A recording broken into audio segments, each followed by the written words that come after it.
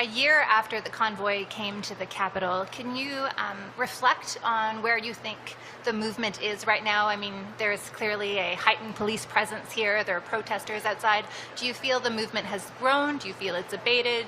What's your read on what's happened over the past 12 months? I don't know. I think that's a better question to ask Mr. Poilievre. He seems a lot closer to the convoy. My approach is very much on making sure that we're delivering good jobs and good opportunities for Canadians. We know that people are worried and even frustrated about how the world is unfolding around them. And as a politician, you have two choices. You can either try and amplify those fears, make people even madder, reflect that anger and that uncertainty that people are legitimately feeling because the world is changing in unpredictable ways, reflect that back at them without offering real solutions. Or you can choose to buckle down and deliver on the kinds of things that are going to make people feel confident in their own future, in their kids' future, in their community's future, in their jobs. These are the kinds of choices you have to make as a leader. Quite frankly, when Mr. Poilievre's best solution to inflation is to buy cryptocurrency, that's not responsible leadership. If people had bought crypto when he told them that was the best way to opt out of inflation, they would have lost half of their life savings. That's not a solution. What we're talking about here, rolling up our sleeves, doing the hard work, investing in good jobs on assembly lines like this one.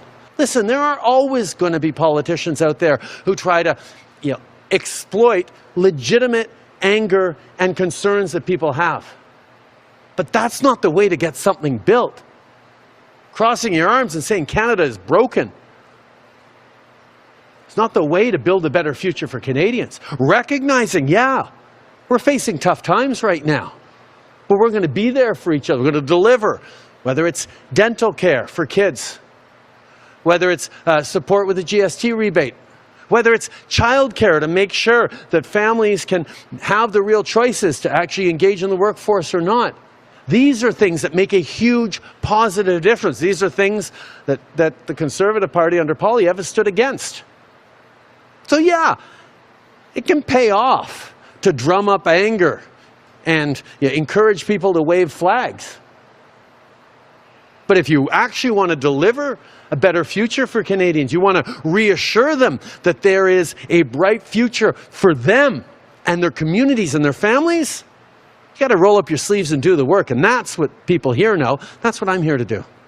About a year ago, you called some of the protesters who came to Parliament Hill conspiracy theorists and people with tinfoil hats. I know you meant the protesters, but a lot of people feel like you call them people with tinfoil hats. Do you regret those words now? My responsibility as a Prime Minister is stand up for people's safety, people's well-being in this country. That's what I did during the pandemic. I took some tough decisions to make sure that people were able to stay safe, they were able to hang on to their jobs, they were able to make sure we're not overwhelming our healthcare systems and protecting those frontline heroes by getting vaccinated. And at the same time as 80% of Canadians were stepping up to do the right thing, not just for themselves, but for their neighbors, there were people out there trying to scare people into putting their own lives at risk and their communities at risk. My job to keep Canadians safe involves following the science, following the best expertise of our public health officials, of our doctors. And I won't apologize for doing that. We kept Canadians safe through that pandemic.